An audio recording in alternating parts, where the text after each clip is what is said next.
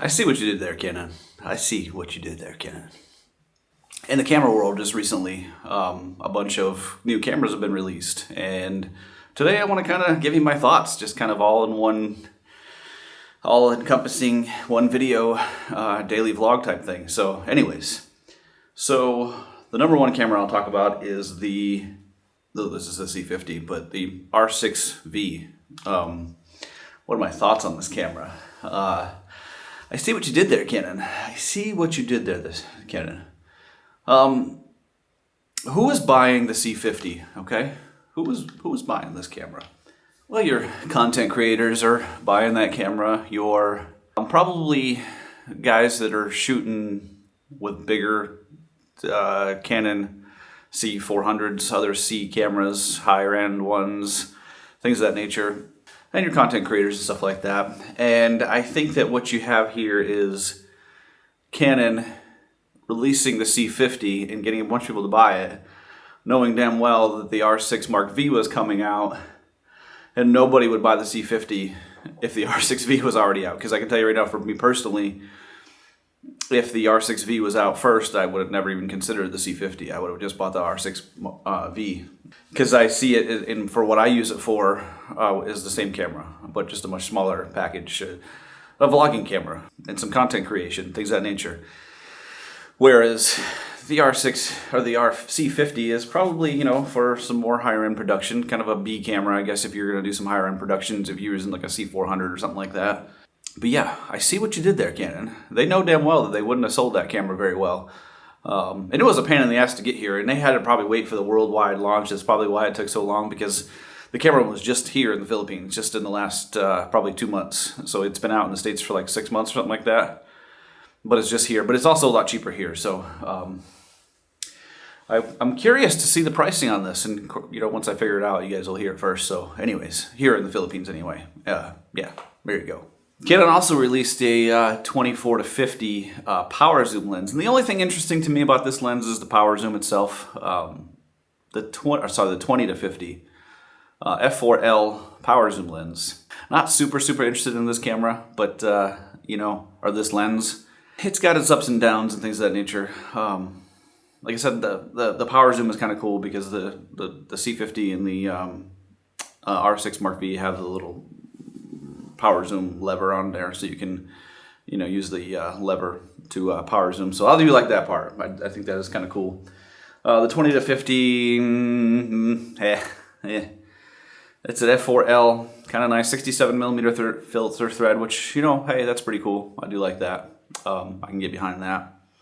Yeah, folks, that's my kind of thoughts on it. Now to the Sony announcements, and I'm shooting today on the ZV-E1 and the 16-35 f2.8 G Master lens. I do a lot like this setup, quite a bit. Very good setup. So Sony announced the A7R6 and the 100 to 400 f4.5 G Master lens. I do kind of sort of feel like they're coming out with cameras almost too fast, but also not fast enough, if that makes sense. I have to wonder about this camera because they put off a lot of, they didn't really upgrade. I mean, the autofocus is better. There's certain things that are better, probably burst modes and things of that nature. They have a new battery. That's kind of cool, but at the same time, like if you're somebody who's got a bunch of Sony cameras and you have all the FZ100 batteries, you're kind of like, okay, well, now I have to get another new battery if I want this. Now imagine all the future cameras going to have this new battery, and it's like, I mean, that's great. Hey, we're innovating, we're making things better. For the folks that have to go, you know, buy a bunch of new batteries, those things aren't going to be cheap, for sure. They're not going to be cheap. A lot of video features in this camera, which are, my theory has always been that there won't be another A7S Mark IV. And I think that what they're doing is they're just putting all those video features that were in that camera in these other cameras and saying, hey, if you want a good video camera, you got to buy all these other things too. So that's my thoughts. The 100 to 400 isn't not really a lens. I got a 100 to 400 that's super light over here from Canon that I'm actually pretty happy with. I mean, it isn't obviously as good as that, but this camera lens is much better than it should be, to be quite honest with you. We'll be taking it out and using it this weekend, so stay tuned to the channel. Kind of a new design to the lens. It's got a lot more rubber on it, grips and things of that nature, throw rings and stuff like that. It's constant aperture 4.5, so, but this comes with a $4,300 price tag, so it ain't cheap. Nothing I'm interested in.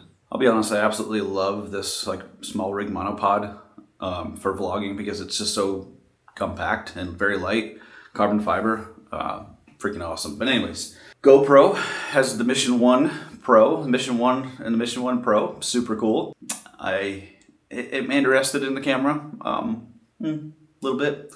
I like that little grip thing they got for it. I do kind of like that. Matter of fact, when I went to Thailand last time, I walked around and shot photos with just my Insta360 Ace Pro 2 with the grip, and I thought it was awesome. I actually really thought it was awesome.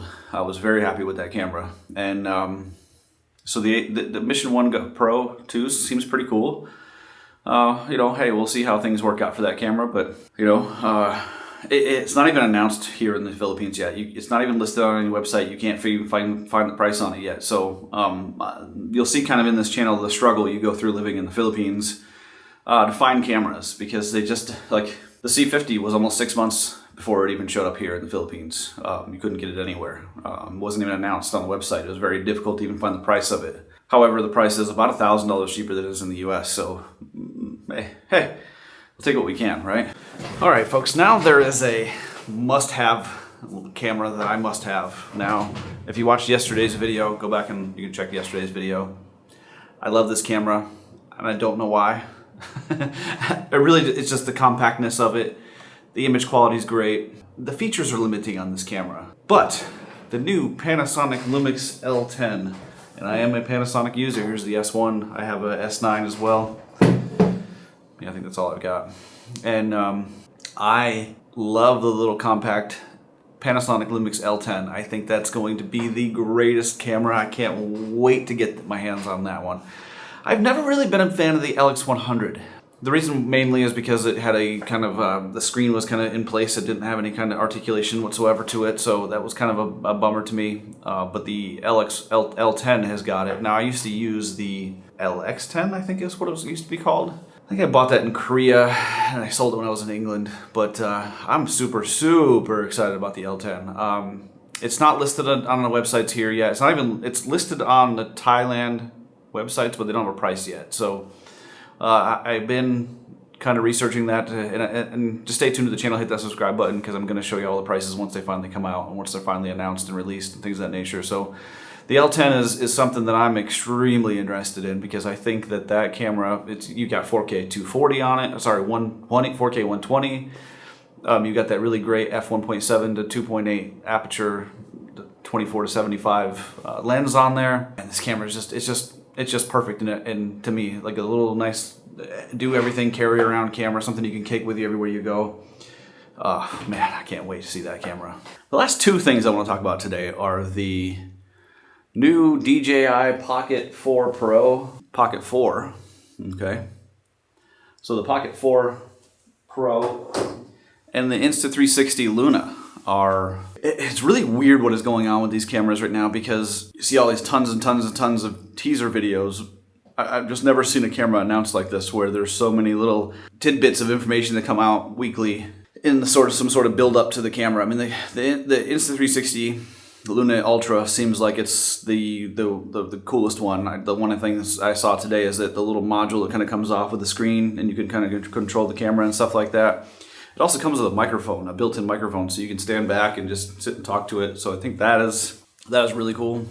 So you know, that's something I'm interested in for sure. The DJI Pocket 4 Pro, I don't really understand that one. We'll see how that one kind of comes out. So far, I haven't seen anything on that camera that would make me want to upgrade from the Pocket 4, the standard Pocket 4. So yeah, there you have it. That's kind of my thoughts on that. All right, so my upcoming videos, the upcoming vlogs that you're going to see on the channel are going to be kind of focused on building kind of rigs. I'm waiting for a couple parts to come in. Then there might be kind of like a daily vlog and just kind of bring the camera around and showing what I'm doing for the day. That's going to be a rare one, but kind of show you my camera collection and things like that. And I'm a camera junkie, folks. I just love playing with cameras, shooting video, making stuff. It's just super interesting to me and fun. And I'll show you this. I love this tripod that I've got. Or monopod. So I got this small rig monopod, right? And it's the carbon fiber one, the one that goes, you just kind of unlock it here. Unlock it in freaking awesome. Anyways, that's about it for today's video. I hope you guys enjoyed. Thank y'all for watching, and I'll see you guys in the next one. Later.